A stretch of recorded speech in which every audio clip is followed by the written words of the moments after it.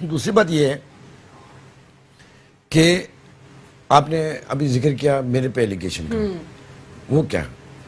سر آپ کے اوپر ایلیگیشن وہ 1 to 1 سٹارٹ کریں؟ ہاں کریں. ٹھیک ہے. اس پہ ایلیگیشن میں جو سب سے پہلا ایلیگیشن وہ یہ آتا ہے کہ جو پاکستان پیپلز پارٹی کے اس وقت کے وزیر اعظم تھے جو گیلانی صاحب، انہوں نے جو ہے پہلے فیسیلیٹیٹ کیا جو بھائلا برادرز ہیں ان کو بیل وغیرہ میں، پھر اس کے بعد آپ نے ان کے اوپر پریشر ڈالا اور آپ نے ان کو بولا کہ دور ہو جائیں آپ اس کیس سے. تو کیا ایسا ہوا تھا واقعی یا نہیں ہوا تھا؟ کیونکہ یہاں پہ اس جے آئی ٹی میں سمپلی یہ لکھا ہوا influential minister of M Q M, تو اس وقت انفلوئنشل سب سے زیادہ انفلوئنس آپ ہی کا تھا ایم کیو ایم میں، آپ سے زیادہ کوئی انفلوئنشل نہیں تھا. تو یہ آپ ہی کی بات ہو رہی ہے. دیکھیے پہلی بات یہ کہ اس کا فائدہ تو آپ مجھے دینا کہ انہوں نے میرا نام نہیں لکھا. جب وہ سب کے نام لکھ رہے ہیں تو میرے نام میں لکھ رہے ہیں. چلیے مطلب ہے اس کو ہم خوشگمانی میں لے لیتے ہیں، بدگمانی میں کیوں لیں. میں کیا کر سکتا تھا؟ وزیر اعظم جیسا بھی آپ نے بتایا کہ وزیر اعظم مالکان کو فیسیلیٹیٹ کر رہے تھے، ملک کا وزیر اعظم، صوبائی وزیر وہ بھی ایم کیو ایم کا، اور پیس پارٹی کا وزیر اعلیٰ، یہ پورے ایک پیج پہ. تو پھر میں نے اس میں کیا کیا؟ میں نے کیا فیسیلیٹیٹ کرنا تھا؟ یعنی کہ آپ ان کو بھائلا برادرز کو بیل نہ دلوائیں اور ان کو جو ہے اس پہ ہیلپ آؤٹ نہ کریں. حد ہو گئی. میں اپنی بیلیں لے لے کے 8 سال سے گھوم رہا ہوں عدالتوں میں. اچھا. چھوٹی عدالت ہو یا بڑی عدالت ہو. اس وقت کی بات ہے سر.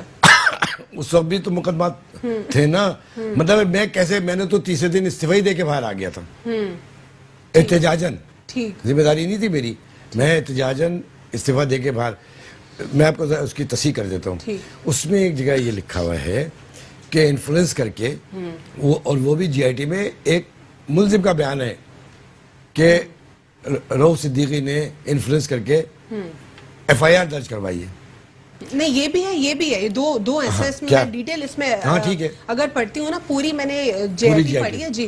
اس کمپلیٹ میں ایک تو یہی پوائنٹ ہے آپ کا جو ابھی آپ نے دے. دوسرا پوائنٹ میں آپ سے ڈسکس کرتی جس کے اوپر پاکستان پیپلز پارٹی سے بات ہی نہیں ہوتی، یہی کہ بھائلا برادرز کو انہوں نے بیل وغیرہ میں ہیلپ آؤٹ کرنے کی کوشش کی، پھر آپ نے انفلوئنس ڈالا اور پھر بیک آف. اور یس ایک اور پوائنٹ پھر اس کے بعد جو ہے جو اب اس پہ جو ہے یہ کلیئرٹی نہیں ہے لیکن بس اتنا لکھا ہوا ہے کہ پاکستان پیپلز پارٹی سے اس جماعت سے جس کا وزیر اعظم تھا یہ لکھا ہوا ہے. پھر انہوں نے پیسے لے کے خاموش ہوئے، یعنی کہ پاکستان پیپلز پارٹی کویسچنیبل ہے یہاں پر. کس نے پیسے لیے؟ کیا وہ گیلانی صاحب نے لیے یا پھر پیپلز پارٹی سے کسی اور نے لیے کہ بس ٹھیک ہے اب ہم مزید ان کو انٹرٹین نہیں کریں گے، یہ کیس جو ہے یہاں پہ اس کو کچھ کسی طرح میں بہت آپ کو اپریشیٹ کر رہا ہوں جی.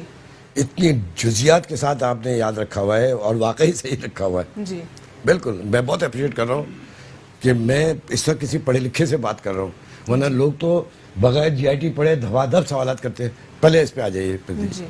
دیکھیے اس پر یہ جو بتایا نا کہ جب وزیر اعظم ہیں یہ ہیں، میں عدالتوں میں کہاں ان کو یعنی انہوں نے عدالت نے ہائی کورٹ نے ان کو بیل گرانٹ کر دی اور میں نے منسوخ کرا دی.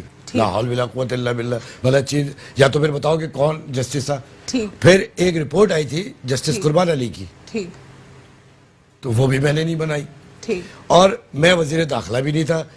عدالت کے اندر اب آپ ساری باتیں چھوڑ دیجئے.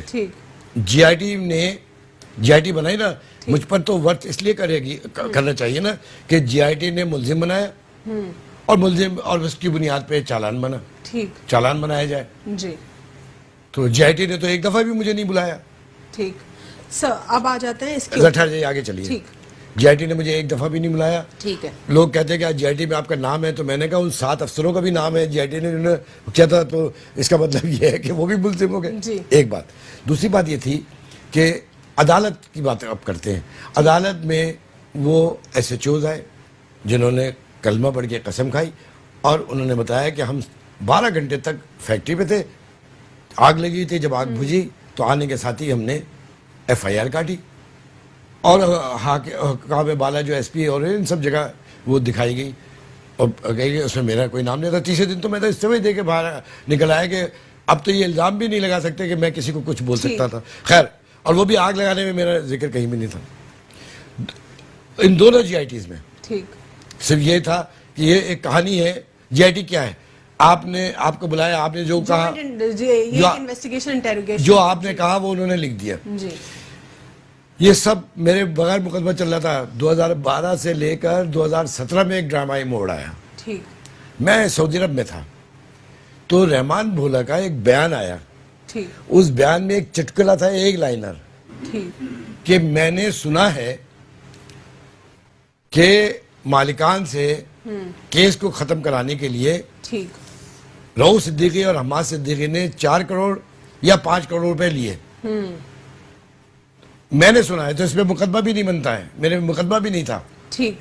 لیکن یہ میرے لیے بڑا ٹچی تھا کہ میرے دور میں یہ ساری چیزیں, تو میں چاہتا تو میں نے رضاکارانہ طور پہ عدالت میں پہنچ گیا سعودی عرب سے آ کے کہ یہ چٹکلا جو آیا ہے, جس کو اس نے تردید بھی کر دی کہ میں نے نہیں کہا. یہ ٹھیک. عدالت میں بھی یہ بات آئی. عدالت, اچھا یہ 4 کروڑ 5 کروڑ کسے